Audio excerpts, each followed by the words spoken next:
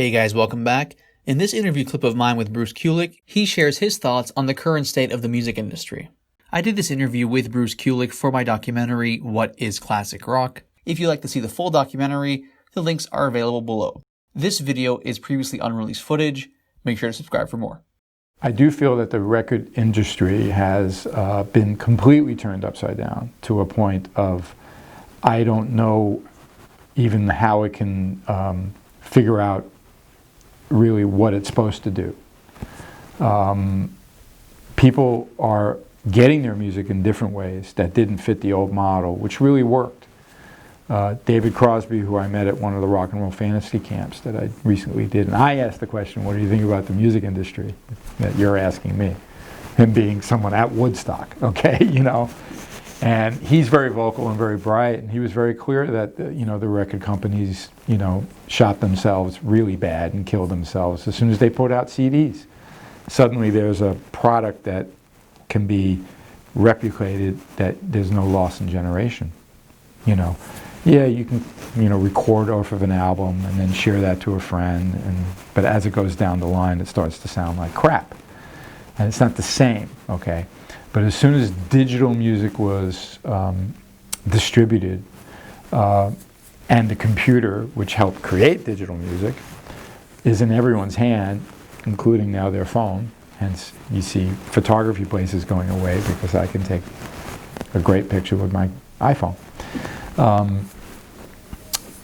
Suddenly, how do you protect the money you give that artist? You know, even if it's $100 grand, or a major artist is going to get $1 million, how do you protect that product that they're, you know, how do you make your money back? You can't.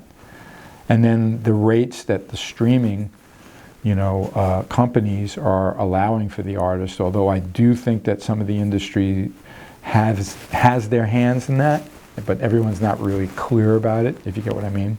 So they are seeing more money than the artist, but they're not seeing what they used to see because there is no staff, there is very little activity in the sense of what is a record company. I know they've needed to do these 360 deals to survive, but you can't go to a heritage artist, which is another word I call artists that have been around a long time that you know who they are. You know, you can't expect them to give you everything for something unless you're giving them enough money that they never have to think about working again after they did their commitment, you know, the Madonna money, you know what I'm saying? So those 360 deals, which refers to the fact that yeah, they'll, you know, put out your music, but they have their fingers in your merchandise and in your touring, and so in other words, everything that generates money for a band is now part of the business model for the label to be involved with you. That's only going to be for new bands that are struggling, not for the artists that we're talking about. I mean, even I don't need that, and I can survive, you know. So the fact that they even have to go to that is just mind-boggling, you know. And again, until they can figure out, you know, how to make the artists, it's very sad, like songwriters that I knew that were so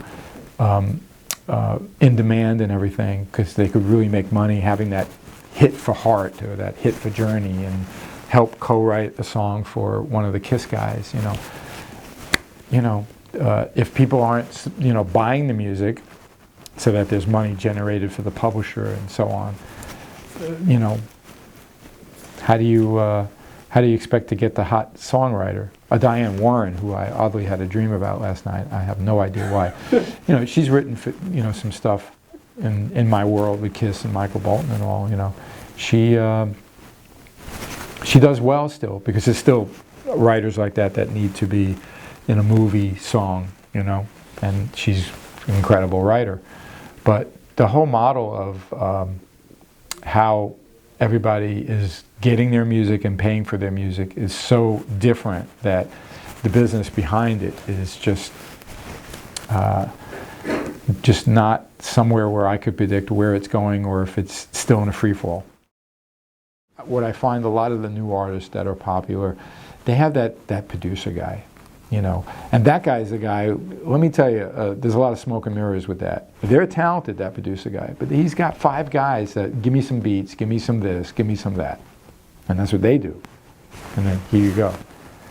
You may see their name as a writer, you may not. I don't know. That's up to that producer, if you get what I'm saying.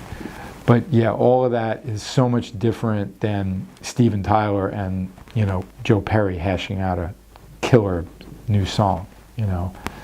So it's different. It really is. And those hit guys, you know, those artists that go to that hit guy, there's a guy that's very famous from Sweden that's a hit guy, and, you know, and then there's the guys here in the US, and, you know, I don't fault any of those people. They have talent, they seem to be able to put out, you know, a hit product, you know. But it was different.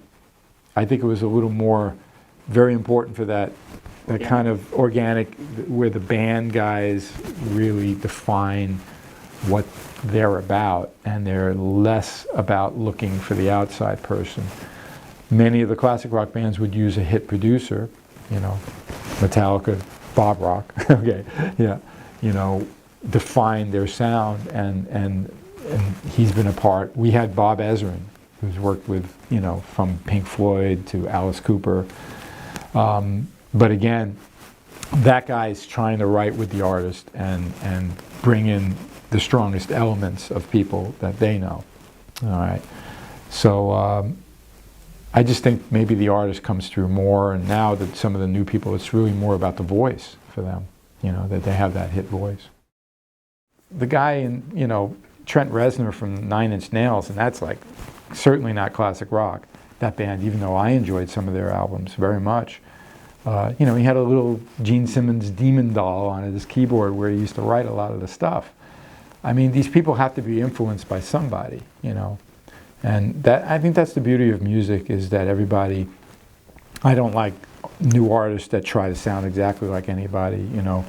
Sure, share your influences, but make it your own, you know, to be if you're going to copy Van Halen, there is a Van Halen, don't bother, you know. Take those elements that you love that makes Van Halen so special, but then put your stamp on it and you know, go, you know, hit the ground running, you know. Rival Sons is another new band that clearly they're based in classic rock. I was very impressed when I saw them. And they do it a little different. They're not trying to be any specific, you know, classic rock band, but that's a new band that you know, is out there, you know, and there are others like that too.